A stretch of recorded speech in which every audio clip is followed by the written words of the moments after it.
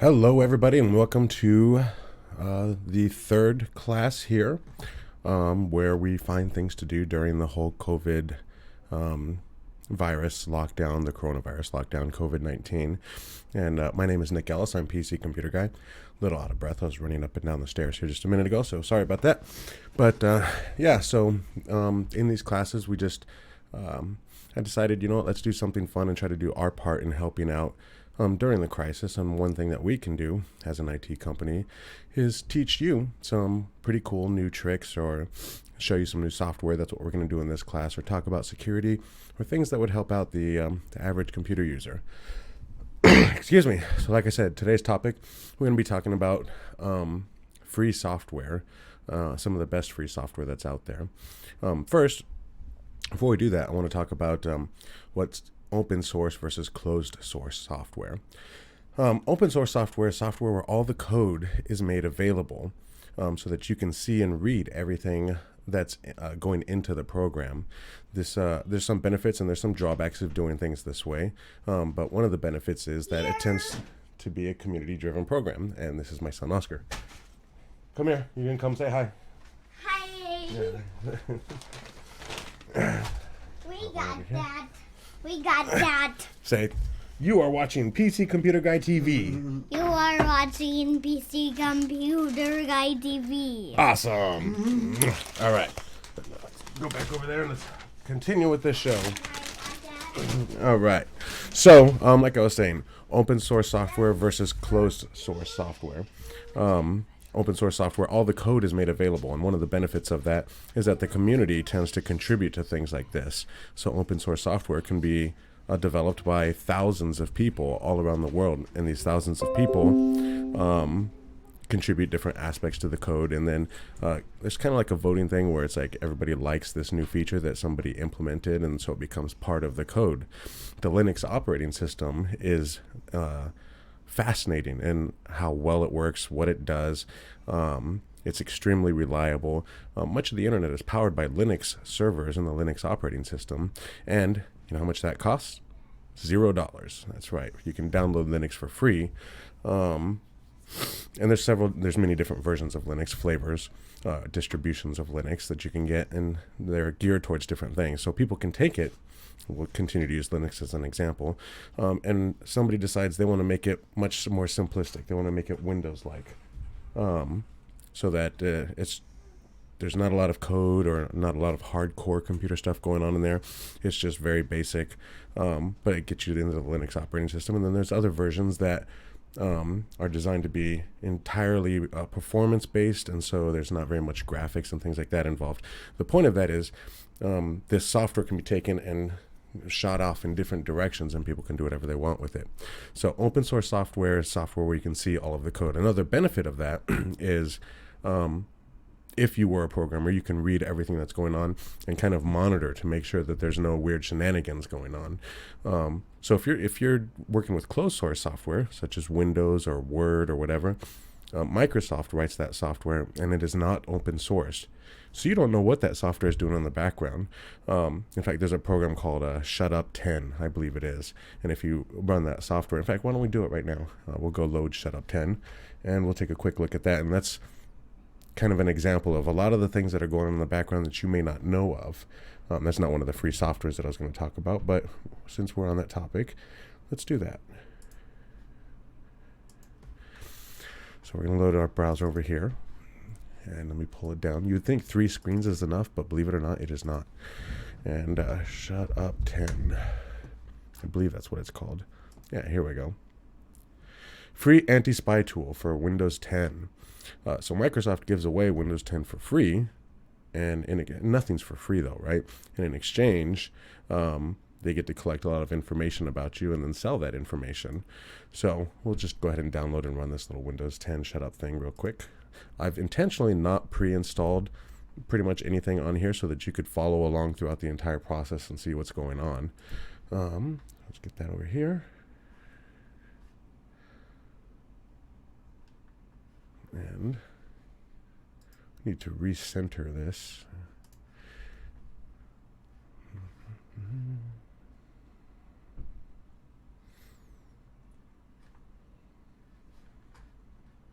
Bear with me just a minute. Notice that the screen is not showing everything that I want it to show. So let's go back over here and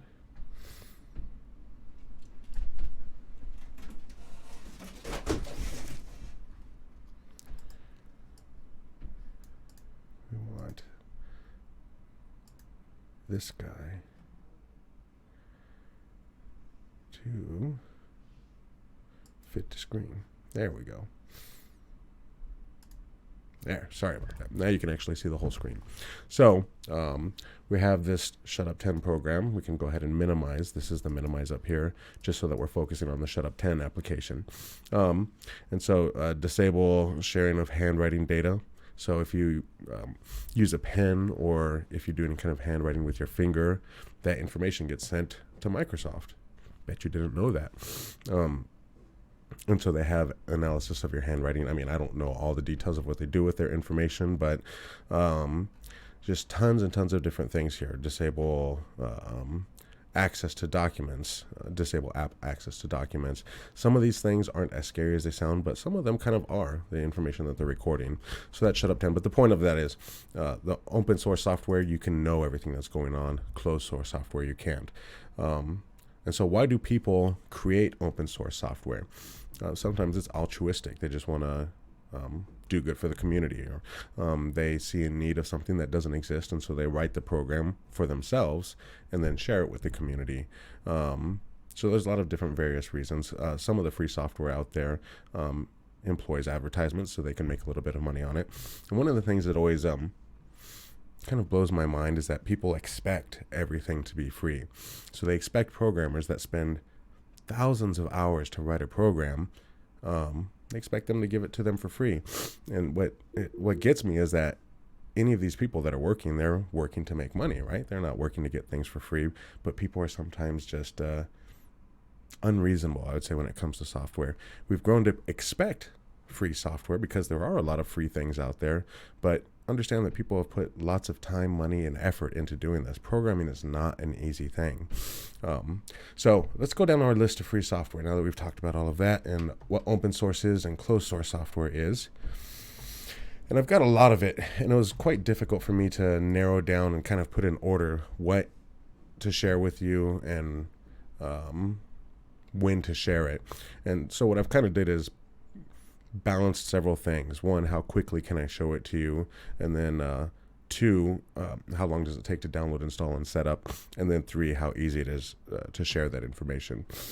And number four, the usefulness of the tool. So something that's very useful, we're going to put more at the top of the list and kind of work our way down. So number one on our list is the Brave web browser. This right here is Brave. You probably noticed me using it. It's a little bit different than most people are using Google Chrome. This guy right here. I prefer Brave. Brave is essentially Google Chrome with a bunch of what I call spyware. Excuse me. With a bunch of the spyware and reporting and all of that stuff ripped out of it. It also is pretty aggressive at blocking advertisements and tracking cookies. You know, you got these little gremlins that kind of peek around the corner and watch what you're doing all over the place. And so, you know, I think we talked the other day, you search for boots and then every single website you go to, you pull up your Facebook and there's boots on that website. Those tracking cookies monitor kind of where you're going to, from what site you're going to, and all of this stuff. And I think that it's very important for us to really work at securing our internet privacy. Even, you know, you're not doing anything wrong, but you still need to stand up for your privacy of your stuff.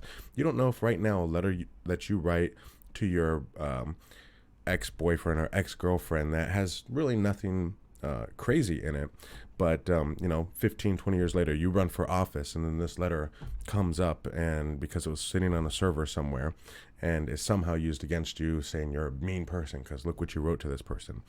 That's just one example, but I think we all should really fight to maintain our privacy, and some software does a lot better job of it than others. So Brave, like I said, has a strong emphasis and focus on that. Firefox, incidentally, which is not on my list, but Firefox down here does that a lot as well. That's their key focus. But where everybody's used to Chrome, and when you switch things, there's a psychological thing that goes on as well. People don't typically like things to change on them. And so you're used to Chrome, you like the way that Chrome works. And so if I tell you to use Firefox, it's a little bit different. And so you might not end up using it because you don't want to take the time to get comfortable with it. Well, Brave is almost exactly like Chrome. So I'll launch a Brave browser here. And so you see you got your back forward reload, you got your bookmarks, your address here. The only difference is are instead of the star being over here, let me open Chrome at the same time so that you can see a side-by-side comparison.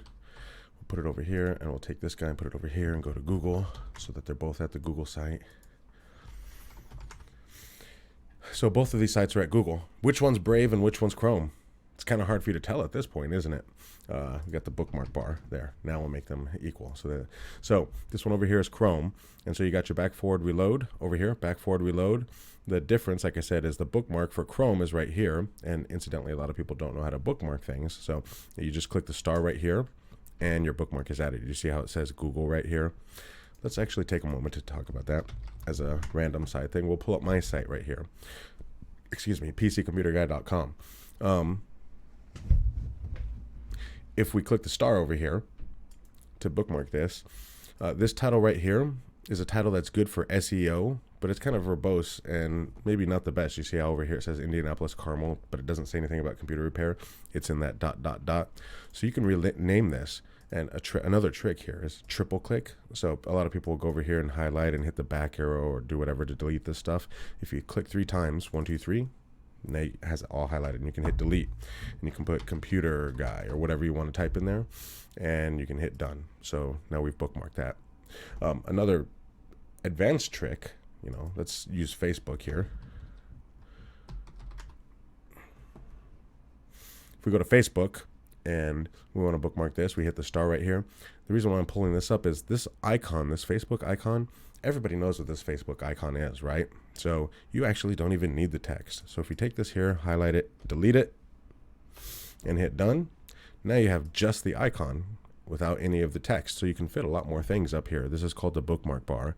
And if you don't have that up, you can click the 3 dots over here, and I do it through a hotkey. So I believe it is, where's the view bookmark bar?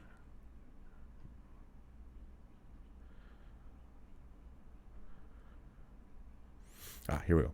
Bookmarks and then show bookmark bar. The hotkey that I do is this one right here, Control Shift and B. So that's why I had to look for it. But yeah, so you can add your bookmarks. Anyways, back to the browsers themselves. Another trick, I'm going to click and hold down the back arrow instead of releasing. And instead of going back several times, I can hold down this arrow and it'll give me a list. And then I just let go and it'll jump, 5 steps back, all in one. So anyways, the browser. So we got back forward reload over here, back forward reload. The bookmark for Chrome is here. The bookmark for Brave is right here, but it functions the same. You see, I click it, the menu looks exactly identical. And then another difference is this guy right here, Brave, on the right hand side is our Brave browser. We have this orange shield thing. Chrome does not have this. So this shield guy, this is where all of the ad blockers, the tracking blockers, all of the things that protect you, the shields for you, are in this guy. Now, Brave is very aggressive at blocking lots of things on the internet. And so sometimes it may break a website. I would say this probably happens once or twice a month or something. I'll encounter this. And so it's very easy to solve. If you really want to view that web page and you don't think anything crazy is going on, you click this guy right here and you see it says shields up for this site. You just click this guy right here. Boom. Shields are down for this site. So any of the blocking, tracking, and all of that stuff that the website may have required is no longer being blocked by Brave, and you see that it's orange here. Incidentally, Brave is really neat in that it'll remember the setting for that site. So if you go to my site, if we click on pccomputerguy.com here, you see it comes back to the orange here. All right, wait, I must have did that for. I already disabled it on that site. Let's go to another one. We'll go to Yahoo here. You see Yahoo, the shield is back on. Wow. And it's blocked 27 things already. 27 things blocked on Yahoo, which is why I don't like Yahoo. But we got the orange back here again. But if we go back to Google, it goes off. So it remembered the setting for that site, so you don't have to be constantly fiddling with it. But you don't turn it off unless you need to. This guy right here, won't worry about it. It's actually kind of neat. You can spend some time digging into it if you want. It has to deal with targeted advertising towards you. So you're going to see an ad anyways on a particular page, right? Well, Brave is trying to create a new advertising thing where we show you advertisements of things that you actually care about instead of just random stuff. And in turn, for you looking at those ads, we'll pay you. We'll give you money. So instead of the money going just to the advertising agency, you get some of that money. It works through cryptocurrencies. Cryptocurrency is not automatically a bad thing. It works through cryptocurrencies, and so this guy right here, you would get this token, and then you would have to go and exchange it on an exchange for money. So there's several steps that are involved. But like I said, I'm not going to worry about that, and you don't need to worry about that at all. This guy right here is a plugin that we'll talk about in just a little bit. It's a really, really neat, really important tool. But we're just talking about the difference between Google and Brave, right? And then here you got 3 dots, and over here you got 3 bars. But essentially, it's the same thing, right? So the learning curve is almost non-existent by switching to Brave. So how do you get Brave? You close this down here, make this full screen. We're going to use Chrome, and you can just search for download Brave browser. And what I like to do is I like to skip the ones that say add here. Skip that. And I like to go to the ones that don't have the ad on here. So download Brave browser, and you know that it's the correct site. And if you were paying attention in our class yesterday on security, it's brave.com. That seems like it's going to be the site that's actually Brave versus some of the other sites that you may not know whether they're legitimate or not. But brave.com here, we'll click here on this. And then we have downloading it. We'll pick the version that's correct for you. And then if you needed a different version, you can go down here, but this is going to be right for pretty much everybody. You download it, just click next a few times and install it. It's pretty easy to do. And then once that's done, you'll get if you open up Brave the first time, you'll get the option to import your data from another browser, from Firefox or Internet Explorer or Chrome. With Chrome, you have to make sure it's closed.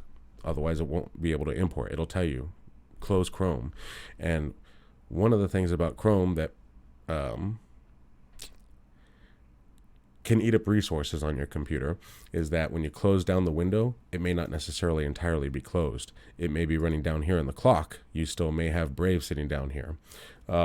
So if that happens, you can bring up the task manager. I think we can get it this way, task. Yeah, there we go. Remember that search thing? I told you click on start and type the first two, just start typing. You're not clicking in a box. We just start typing TA, and you see it already says task manager here. I use the hotkey, incidentally. If you like to learn hotkeys, it's Control, Shift, and Escape, and that brings that up. And then you might see Firefox still open and running in here. And if you do, you click on it, and you say End Task. Once that's done, you can go back to your Brave browser and finish importing. So that's the Brave browser. And I see we got something up here. Sometimes sites don't work with Firefox, and so I have to use Chrome. Do most sites work with Brave, or will I have the same troubles that I had in Firefox? Because there's different engines, that's a good question. Chrome, Brave, and actually I believe Safari now. I could be wrong on that. And the new the new Edge browser, they all use the same rendering engine. It's kind of the, you got your engine in your car. Well, the rendering engine in Chrome and Brave, they're the same rendering engine. Just one is optimized a little bit better. But Firefox uses its own rendering engine, completely separate. So by switching, if you're having a problem in Firefox, switching to the Chrome browser may solve that for you, and that's because it's running with a different engine. So that's a great question, and we're taking questions. If you have any questions or anything, I like to get participation going on. So if you want to, we're live in several places. We're live on Facebook with the PC Computer Guy on Facebook. Let me pull up that information here real quick. We'll pull this up here, and we'll do it on our site.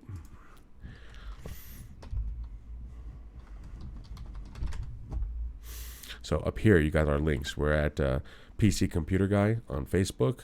On YouTube, you can find us at PC Computer Guy Indie. We're on Twitter PC_computer_guy, and we're on GoToMeeting. And if you did the GoToMeeting option, you'd be able to interact with us. You can even ask your questions. You can speak them, web chat or video chat so that we could see each other. It's a great way to interact and actually have a class. But anyways, it's a great question. Thank you for that question. If there's any other questions, type them in wherever you guys are watching, and we'll get to them. So, pull this up here. The next thing we're going to talk about, the next free software, is, maybe I should bring up a list here, just so we can kind of keep them up in case you want to reference them later. So, Brave browser. Another side note about Brave real quick. I had a customer that has a really old computer. He cannot change his computer because there's some software that was written specifically for him, and the person that wrote the software is no longer around. So he's got this 15-year-old computer that he must use. He was using Chrome on the internet, but it was a little bit slow. He was only getting 22 megabit on a speed test. Just for curiosity's sake, we loaded Brave and did a speed test. He got above 70 megabit just by switching to a different browser. And so, Brave is much more optimized and efficient and does a better job. And so even on the older computers, you'll see even more benefit than on a newer computer. But yeah, so the next thing we got here is UBlock Origin. So in our various browsers, we'll go back to Chrome here. You have extensions. Some call them extensions, some call them plugins. But they're just little tiny programs that attach onto your web browser. And one of the problems that people sometimes have is they have too many extensions. They click yes anytime something pops up and saying, do you want to add this extension? You don't want to add every single extension. But UBlock Origin is a great extension. It's an ad blocker. So if you're not using Brave, because Brave already has this built into it, but if you're not using Brave, then in Google here, if we're using Chrome, you can say UBlock Origin Chrome. And if you're using Firefox, you would say UBlock Origin Firefox, etc., etc. So we got here UBlock Origin for Chrome. I'm going to click on this guy. And before I install it, we'll pull up a web page here. Let's go back to our Yahoo page. We use that as an example. I'm sorry, I forgot to switch back so that you guys can see what's on the screen. So we're back over here. So we got this Yahoo thing back up, and it's still, you see how it's loading here, still loading all the advertisements and things that Yahoo wants to put on the page. While we're doing that, I want some of the ads to actually pop up here first. Maybe another site like MSN will do it a little bit quicker. But we'll hop back over here. So, come on ads. Okay, there we go. Things are starting to pop up here. So we got these advertisements. Well, if I go over here and add UBlock Origin to Chrome, add extension, there's a lot of different ad blockers out there. UBlock Origin, I think, is by far the best one. It does a substantially better job than all of the other ad blockers. I used to use another one called AdBlock Plus, but UBlock Origin will actually even help with some of the YouTube ads and things like that. So that's always a nice thing. This thing's running a little bit slow here. Give it a minute. And we're almost at break time here. At the bottom half of the hour, we'll take a short break and then we'll get back to it. And I know I'm speaking quickly. I'm speaking quickly because here's my list of free software that I want to get through, and we're only on here. But I don't want to just ramble them all off. I want you to be able to see them and see what's going on. All right, so we got UBlock installed on here now. Now if we go back to Yahoo and reload the Yahoo page, over here, 26 things blocked. And when you get the questions like this, it's nice that this popped up. Yahoo saying, do you want to install a little app for our thing? No. Don't do it. Don't install browser, or don't anything that you didn't explicitly go out and want, like uBlock. Don't install it. If you're at a website and it says you need to install this extension in order to print this coupon, don't do it. Run away. So glad this. And sometimes over here it'll pop up saying, do you want to allow notifications? The answer to that is also no. I mean, you might actually want notifications from Facebook or something, but I don't want it constantly popping up. Those are those pop-ups that happen down in the bottom right corner. What happened is you said yes to allow notifications. So I'm going to cancel this here. And while we're on that topic, I'll tell you how to stop it real quick. You click the three bars, go to settings, you type notifications up here in the search, site control, and then notifications, and you disable those. You tell it stops any notifications. Again, I know really quick, but it's a recorded video as well.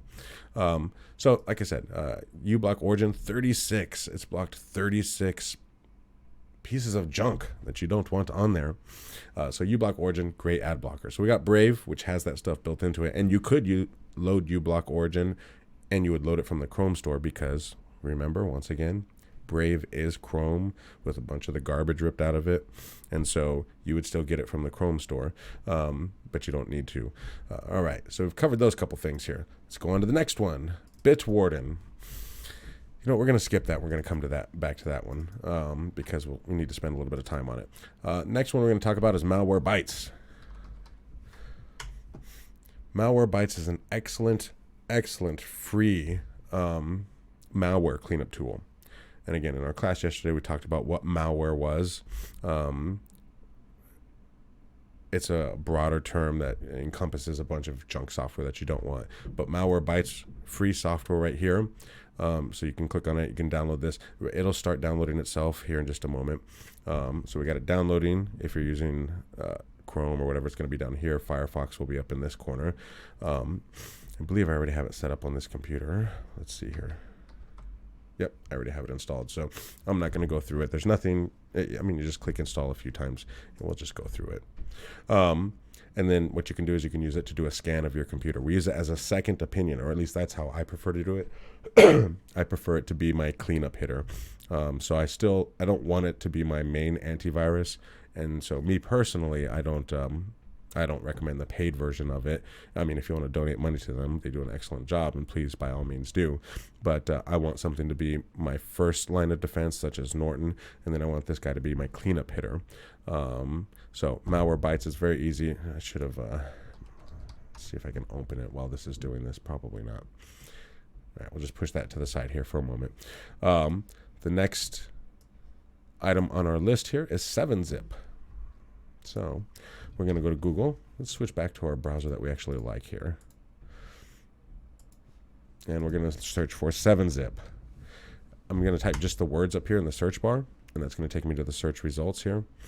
And so we got 7-Zip. You can go straight to the download. And there's a whole lot of different versions here, so this might look confusing. This is one version. This is a previous version. So you want the newest version, and then you can almost certainly get away with just clicking this first one if you want.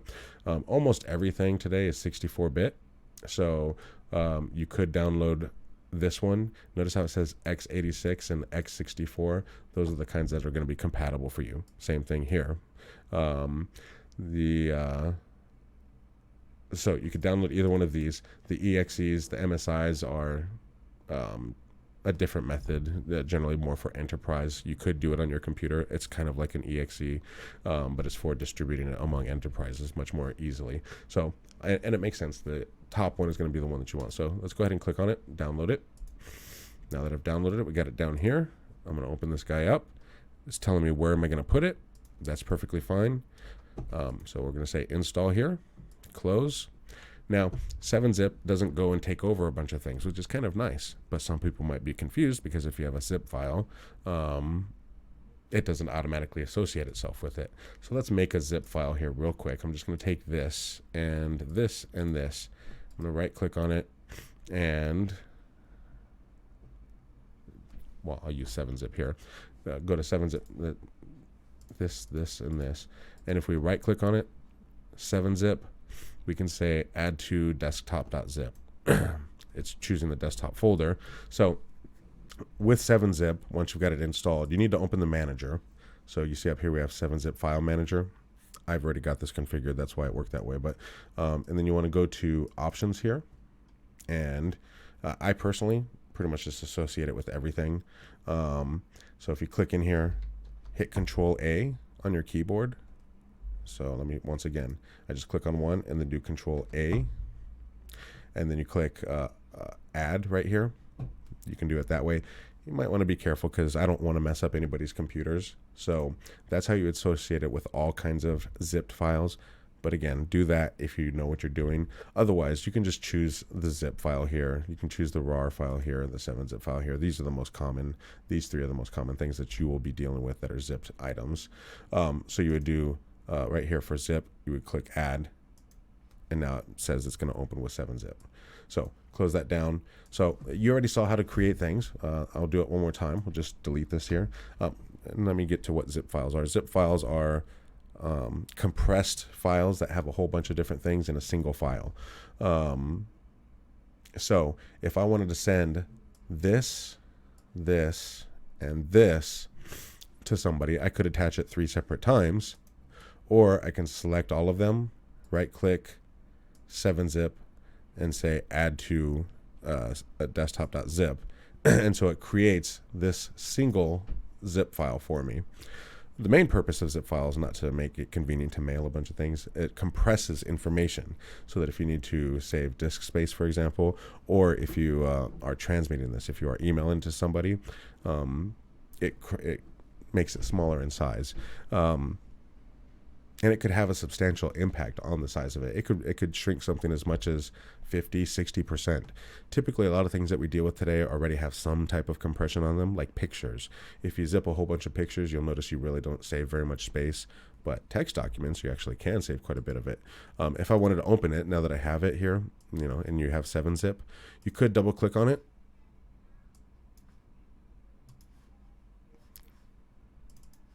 Actually, when I double clicked on it, it opened the Windows one. So this is the Windows one here, and you see the ratio. It tells you how much it compressed each of these things, but I don't want to open the built-in. I don't want to use the built-in Windows one. So I'm going to right click on it, say 7-zip, and open archive. And now this is showing me it in the 7-zip application. You can take a single thing and drag it out if you want, or you can extract the entire set, and so it's going to put it. This is telling you where it's going to put it, right on the desktop. We already have it on the desktop, so we'll click this here to browse. And on desktop, we'll make a new folder, and we'll just call it new folder. And we'll say, okay, okay. And now if we go into our new folder here, we have all of our things. So 7-zip is a program where you take several files, compress it into one, send it over the internet, and you save space. You don't want to go around zipping just random files on your computer to save space, because you're probably not going to save that much, but it's a great tool to have and use, and I know that a lot of people really struggle with zipping things. Hey, Nathan. Hey, welcome to the class. It's good to see you here. I see your comments on our videos and stuff, and thank you very much for taking the time to post those comments. It's great to see you. All right, so we're going to take a couple minutes here, take a quick break. I'll be back in less than 5 minutes. If you gotta do whatever nature calls for, go ahead and take care of that. And again, if you have any questions on anything, please just drop it in your text program, on the chat boxes for both Facebook, for YouTube, for GoToMeeting. And we'll be back here in just a couple minutes, but enjoy.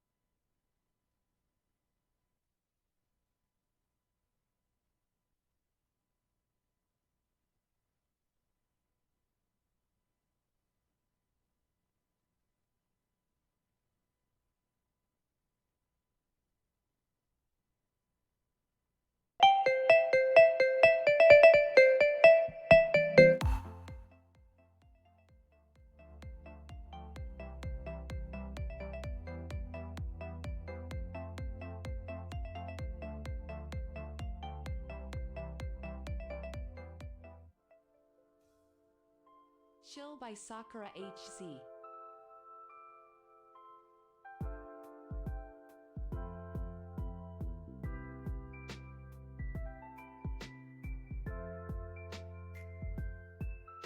Take You There, feat. Ria Chuni by Spectrum. Been thinking about you all night. I've been searching for this all my life. You're just my type. I've been looking for a boy who can treat me right. Your dark hair. Help You Out, feat. Jonathan Robbins by Lionel Casio. I can help you out. I can help you out. I can help you out. After the Rain by Rex Lambo.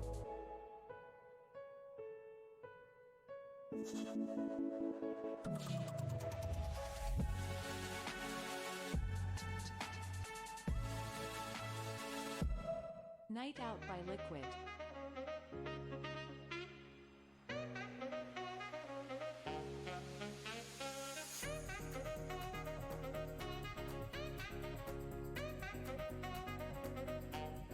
Finally by Lockspeeds.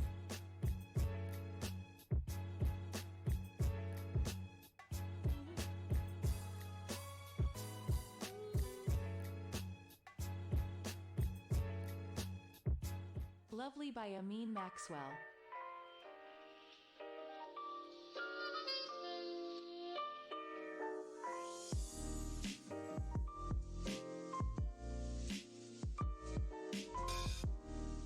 Bad Love by Noel.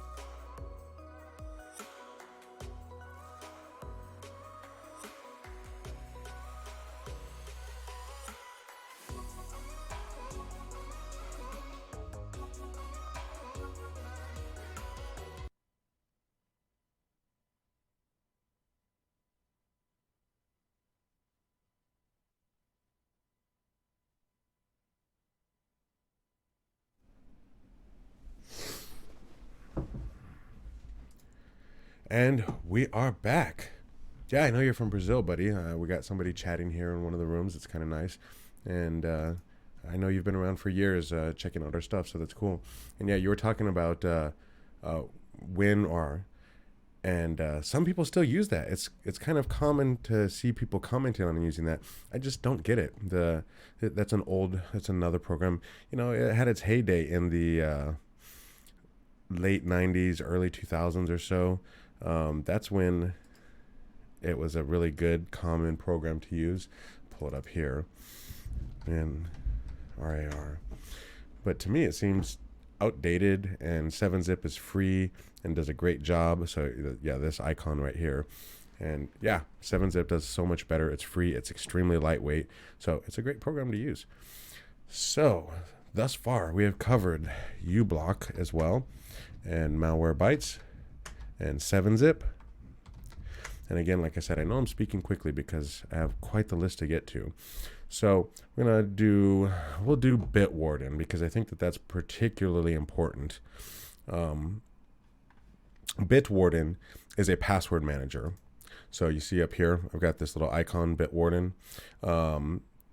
Instead of using the password manager that's built into your web browser, such as the Chrome password manager or the Firefox password manager, if you use those, I mean, that's fine. But you don't really know exactly what Google or anybody may be doing with that information that you're transmitting to them, right? Because a lot of the stuff is not open source. Bitwarden, we'll pull it up here for everybody to see. There's the WinR. Bitwarden is open source. Remember, we talked about that at the beginning of the class. So Bitwarden is open source software, and it is one of the only ones that I know of that is open source. LastPass is pretty popular, but it's not open source.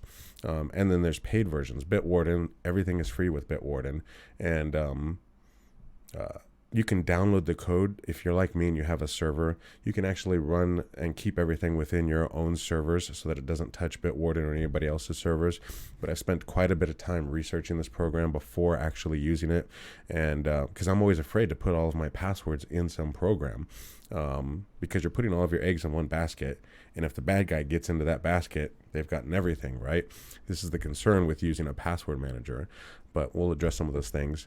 And how Bitwarden protects you from that stuff. So it's a password manager, and like I said, it's free for individuals to use, and So it's passed individual or security audits from a couple different firms with flying colors. If you pull up the ratings, like Bitwarden Chrome Store, and we pull this up here, look at the reviews. It's an average 4.8 out of 5 stars. People always have something to complain about, and so for a software to have that kind of rating, it's probably pretty good. Over here, it's talking about how many users just in Chrome/Brave are using it, and that's not just users. If it doesn't count the Firefox users and all of that stuff. It's available for pretty much all of the platforms, all the different web browsers that exist. So if we click this install now, you see you can install it as applications for these different things. The most usefulness will be out of these right here. So you really don't need to get any of these, the desktop applications. I like to have them because if I'm managing a whole bunch of passwords at one time, updating, deleting, cleaning up, I find it's easier to do with this. But where it actually works and does stuff is in your web browser here. So I'm going to remove Bitwarden here. And so to remove an application, you right click on it and say remove from Brave. I'm going to remove it so that we can go through putting it back in. So you need to create an account. So we'll say create a free account here. And we will use, what email do I have access to that I can pull up? demo@pccomputerguy.com. And your name, demo guy. Master password. The master password is what unlocks all of your other passwords. So I can't stress enough. This master password needs to be a strong password or passphrase. Passphrases are actually better. A sentence that you might say very common, or a Bible verse, or the course of a song or something. Security experts have done a lot of analysis and find that passphrases are easier for you to remember and do a better job at protecting you. But whatever you put in here, make sure that it's unique and that you've not used it. I know some people out there are saying, another password. If you remember this one password, you don't need to remember all the other ones. All right. But if you forget this password, it is used to encrypt all of the data that will be stored on Bitwarden's server that synchronizes to Bitwarden's server. So even Bitwarden themselves, the people that run it, they cannot see any of the information because you are encrypting the information. Encryption is great in that it's extremely strong. And I say this with like a little asterisk because you never want to make blanket statements like this. But it is essentially unbreakable. The time that it would take to crack a normal password, a decently strong password today, with the encryption that we use, like the encryption on a website. If I click up here, you see how this site is secure. The encryption that's used for this site, 256 or 512, it's probably 256-bit encryption, would take more, if you added all the computers in the world, it would take more time than the universe has existed to crack that password through random brute force. So that's what's being used to encrypt your password here. So whatever you do, make sure you don't forget it. There is no password reset, because if you think about it, if the bad guy got into your email and just did a password reset for your password manager, game's over, right? So that's not particularly secure. So this one password you must remember. You can change it, but you can't ever forget it. Otherwise, you have to start over. So master password will say, yes, I know mine's weak. I'm just typing something in for the class. Hint, you can do it here, class password, and hit submit. I'm telling you right here, I have a weak password. Are you sure you really want to do this? Yes. All right. So I've created, don't save your password here. This is the Bitwarden password manager. You don't want to save your password there. I'm going to go ahead and log in. And again, I'm not going to save it for this site. Now, why are we using this password manager instead of the Chrome one? What happens if you decide you don't want Chrome anymore and you want to use Firefox? Or you have a website that's not working correctly with Chrome and you want to use Firefox? Or you decide, hey, Brave seems really cool. Nick told me that Brave is faster. It's up to 3 times faster than Chrome is. And so I want to get my passwords over there, right? So by having this program, you can take it to wherever you want to take it, including your smartphone, your Android and your Apple phones. You can have the password saved on there as well, and it'll fill in the passwords for the apps. So if you have the Facebook app on your phone, well, you don't need to type in the password. I actually have mine set up so that I touch the fingerprint. where you got the login screen, you have your username and your password. I click in the password thing, and then Bitwarden pops down. I click on that, and then touch my fingerprint. Poof! My username and password go right into Facebook. The other reason that you want to do this, remember I told you everybody uses the same usernames and passwords for every single website? Or they might have 2 or 3, but essentially it's the same usernames and passwords. Well, if you use Bitwarden, you can have unique passwords for every single website, and it'll save those passwords for you. So you have a unique password for every single website. Now you've just made yourself 300% more secure on the internet. Because almost all hacking is not them getting into your computer. People think that it is. Most of the hacking is databases that have been hacked from companies. Let's use Equifax as an example. They had their database hacked, usernames, passwords, social security numbers, all this kind of information, right? It was a giant nightmare.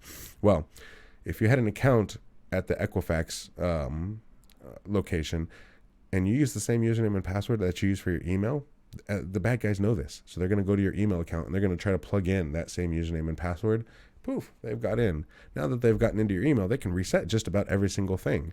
And they're kind of crafty. When they get into your email, the guys that are doing a good job will set it up so that any new mail comes in, forwards to them so that you never see it, so that it'll take a while before you realize that you've actually been hacked. So if you have a unique password for every single website, you've made yourself vastly more secure. And it has a password generator in there as well. So you don't need to remember 500 passwords. You only need to remember your master password. So we've got Bitwarden. We've got signed in here. If you have Chrome or Firefox or whatever, you could export your passwords. I don't think I have anything saved in Chrome here. I'm almost certain. I'm going to go to my settings here, and then I'm going to just, passwords here. You have no password saved, but you could export your passwords. If you had passwords saved, you click over here, and there'll be a drop down that says export passwords. You could save those on the desktop, and then after you've got them saved on the desktop, and if you're not sure, I ran through it really quickly, just go into Google, export Chrome passwords, and you'll get something that's telling you, okay, here, go through these steps and you can export your passwords, because I went through it in about 2 seconds. Same thing with Firefox, export Firefox passwords, etc. Over here, the reason why I'm pointing that out is you can go to settings here, and you can go to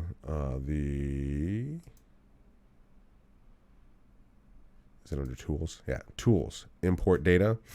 And here you can select and import the passwords for any of these guys, right?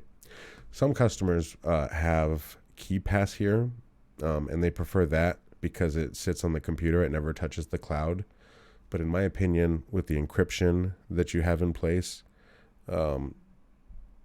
the benefits of having it on the cloud and having it accessible all over the place far outweigh the slight increase of having it on the cloud. Like I said, when you use that password, as long as you're using a good password, it's encrypted and nobody's going to get into it. Anyway, so you can import all of these so that you can have all of the passwords automatically there. That's a big hurdle, right? You don't want to start to use a new password manager because you've already got 500 passwords saved in Chrome, and you're not going to go through that again. Well, you can import all of this stuff and bypass all of that. You import it through the website here. Notice I'm logged into the website, but our daily use isn't going to be through the website. In fact, you'll almost never look at the website again.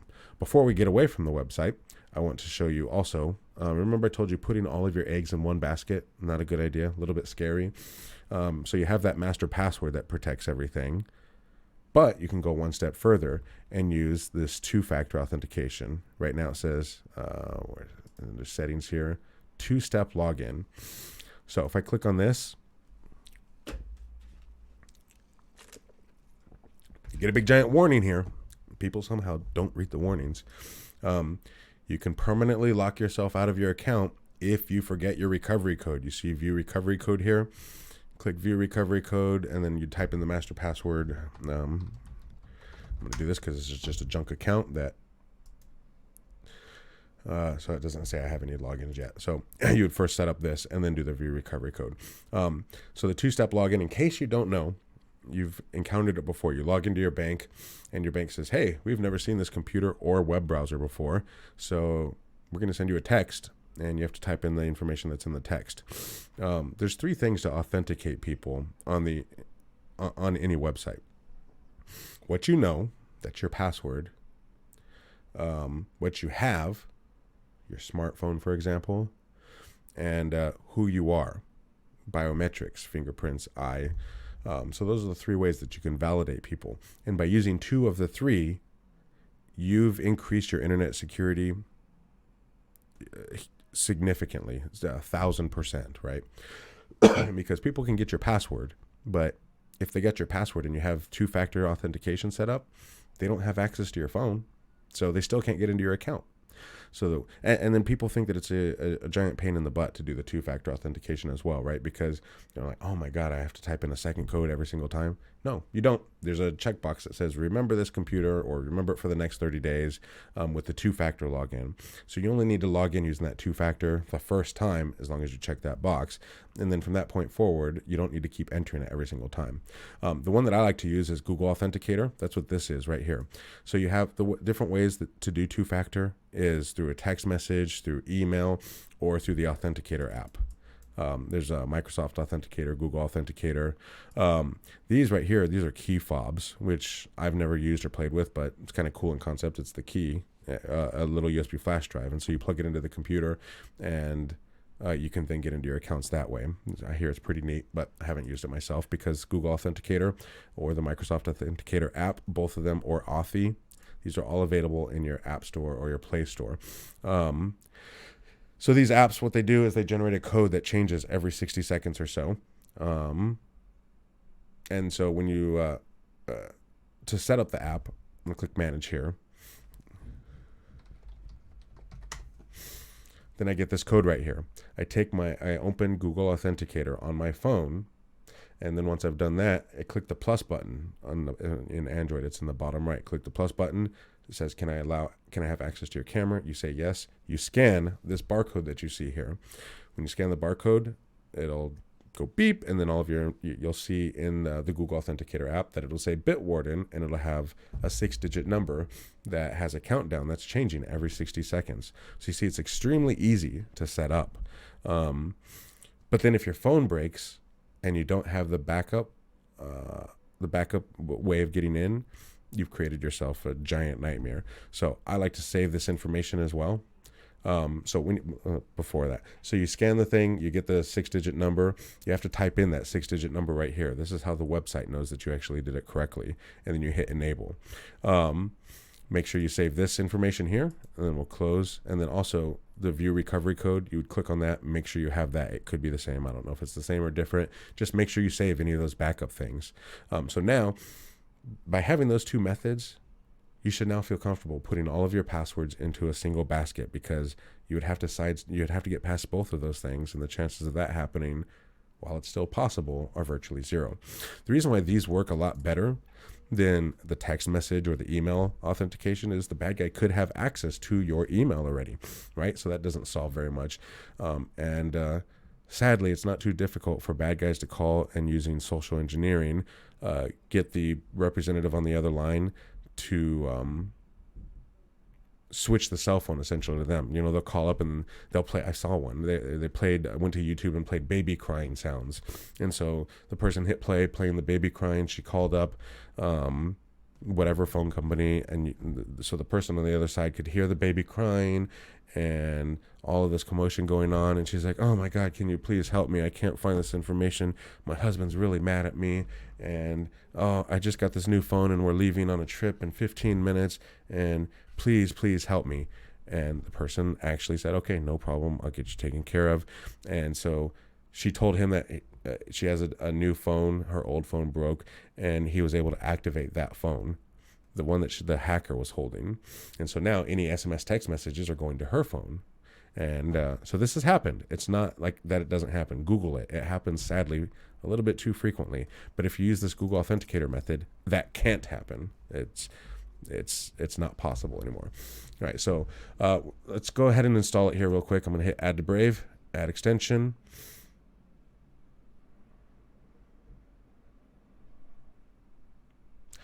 And now that we have it in here, I'm going to click this guy, log in, put in your email address, your password, you'll get an email, I'm sure, from Bitwarden as well. Make sure that you actually do that. And so it says there's no passwords currently in the list. So let me go to a site that I can log into. Think here.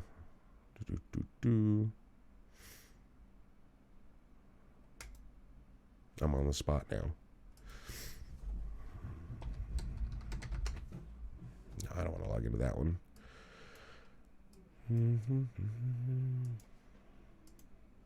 We'll go to, here we go. Log into this one. I'm already logged in. Log out. All right, so if I go to log into here, no, I don't want to do that one either. What's a good site that I can log into? I don't even know if I know any Yahoo information. Anyway, well, I'll just, conceptually, we'll do Outlook.com. I'll just plug in some fake information here. It'll serve the purpose. Sign in. In fact, this one I don't want to particularly use either. Joe, 1, 2, 3, 4. Open. Let's just smash some buttons there. I've tried too many times to sign into Joe. Well, if you put in your username and password, there's got to be a site that I can log into or sign up for.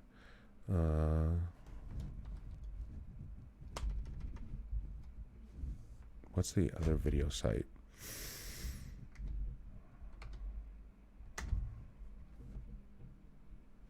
Here we go. I don't want to go through the whole create account thing.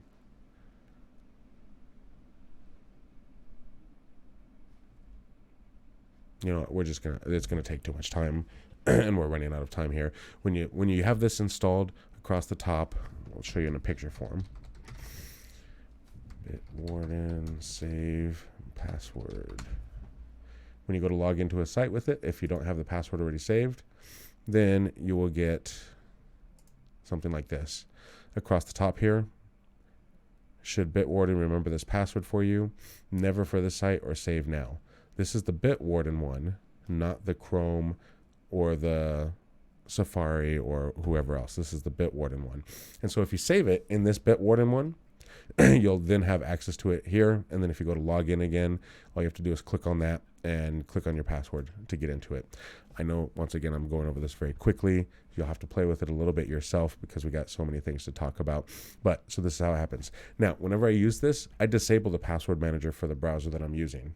And the instructions are different. You can search, disable, password manager, insert your browser, Chrome, right? And here's the steps on how to do it. For Chrome / Brave, I'm going to go to the search over here, password, click that, and then my password right here, offer to save passwords, turn that off. Then the square pop-up box, that is the Chrome or Brave password manager, won't be popping up anymore. Only the Bitwarden one will. I'm going to sign into my Bitwarden one, my actual Bitwarden one. Also, one thing that I forgot to show you, if you're creating a new account, I already have that one up. If you're creating a new account, you can use the generator over here as well. I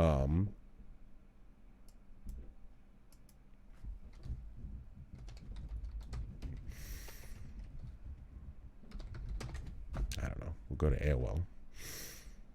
And we'll do the create account.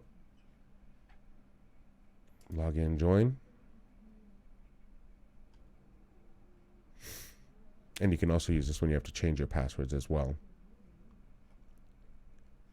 And once that comes up, here we go. Type in a username, or create an account here. We'll plug in some random stuff, and then your email address, Tom124 or Tom12R. Wow, that's not available. That's crazy. I just typed in a random thing. Password. I'm going to go over here, and I'm going to hit generator. And right here, this generated password, I'm going to say copy password. I'm going to go over here, and you can right click and say paste. So now when we finish signing up for this account, we'll have this as our password. Who's ever going to guess that? Nobody's going to be able to get into that as a password, right? So and once you completed the account, then you'll get the sign in across the top here. Should we remember the stuff, and Bitwarden will save it. If you save it in Bitwarden, now you have it on your phone, assuming you installed the app on your phone. You'll have it in whatever browser you're using, so you can take it everywhere with you. And let's say you're on a trip and your battery died, and your laptop broke and your cell phone battery died, and you really needed to get your password for something. Well, you can go to the Bitwarden website, and if it's saved in here, it'll be saved in the Bitwarden website as well. So I hope you see why I took a little bit of extra time talking about Bitwarden. A few of my customers have actually taken the time, and we've spent a couple hours one-on-one going through in detail how to do everything with it, because it really does. It increases your security exponentially by using a password manager, because then you can have different passwords for every single site. And people don't have the little sheet of paper with all their passwords written down sitting right under your keyboard. That's you. I know that it's you. So that's obviously not very secure. But if you keep it in this program, then one, it'll update itself instead of having 15 scratched out ones. And it's a great way to do things. What other real quick things? There's so many on here that I wanted to do. If you guys are interested in having another one of these, then I can cover additional software, but I want to respect the 1 hour time limit here for people. I'll just bring over my list here. And so the other things that I have on here, WPS Office. This is a knockoff of Microsoft Office that works pretty well, WPS Office. So we search WPS Office, and I'll bring up some images. Here's the download for it. Images, I would really like to take the time to show you everything, but we're just about out of time. So WPS Office, you notice it has the ribbon, very much like Word and Excel. So you can do Word, Excel, all of these different things, but with this free WPS Office program. Let's go back to our guy down here. OneDrive, cloud sharing, we don't really have time for that. Reflect. So I'm huge on backup. If you don't back up your computer, you're saying, I don't care that I keep the information. That's absolutely what you're saying. Well, if you're not going to pay for any backup software, we recommend Backblaze, which incidentally you could get if you go to pccomputerguy.com/backup. I think I have a typo in there.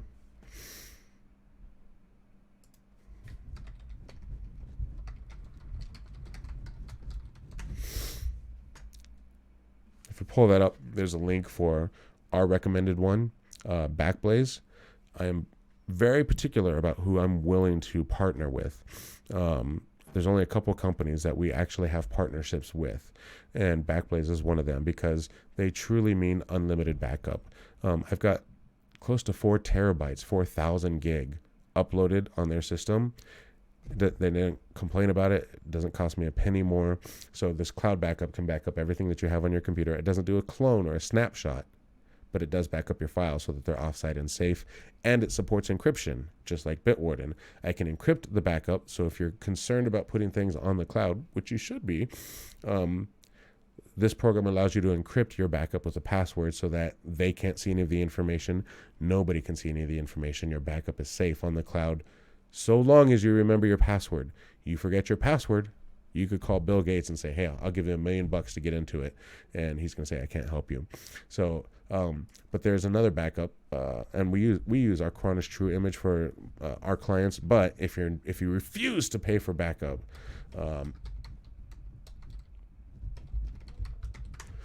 there's a software called Reflect, Macrium Reflect, and it's free backup software.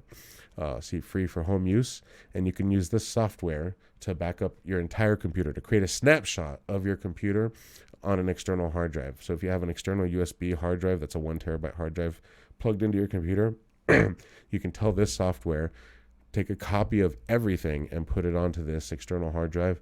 If you use this and you set it up correctly, if your computer crashes, you pop in a CD or a flash drive, you boot to that flash drive, you tell it restore everything from the backup, the USB, the external 1 terabyte drive.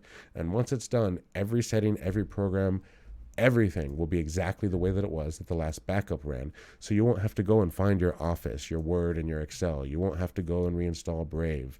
You won't have to go and do all of that stuff. It'll all be there because it did a clone or a snapshot. So that's Reflect. VLC is a great media player. It's very small and lightweight. and it can play pretty much anything that you throw at it, with a couple exceptions that are kind of disappointing. It struggles with something called H.265 a little bit, but most people aren't dealing with that. But this VLC player, it's a great program, very quick and easy to download and install, and yeah, there's so much more I wanted to cover, but we're just out of time. Audacity is a audio recording program that you can do and edit things just like Word, like your Word document, where you can cut and paste and move things around and do all these kind of effects. It's pretty neat. GIMP is think of it as the free version of Photoshop. It's very advanced. It can do just about anything that Photoshop can do. Just it's a different program. It's one of those open source programs. Foxit PDF Reader, that's what I use for my PDF reader. It's pretty neat. And yeah, I think that's just about it. We're kind of out of time here today. So there's just so much software that I want to cover and go over with you guys. But we ran out of time for it today. So like I said, I'm happy to do another class. If people are interested, just let me know. You can either shoot me an email, nick@pccomputerguy.com. You can contact us that way and request something. You can let us know in the chats, in the comments on Facebook or on YouTube. And if there's interest, then we'll definitely do some more of these. I have fun doing them. I hope you guys have fun watching them and learning about all these different programs. This is my second live online production, so a couple little things where I missed something for a couple minutes, but like I said, I'm having fun, and I hope you guys are too. And that pretty much wraps up this class. So my name's Nick Ellis, PC Computer Guy. Stay safe out there. Like I said, the main reason that we're doing this is because a lot of people are stuck at home right now and have cabin fever. And so this is the way that we can contribute and help during the whole coronavirus outbreak. Gives you something to do, something to learn. And we always like to use our skills and ability to help people out there. So once again, my name is Nick Ellis, PC Computer Guy. You can find us on the web, www.pccomputerguy.com. And we're going to have another class tomorrow. So check back, 4 p.m. Eastern Time. And for now, thanks a lot.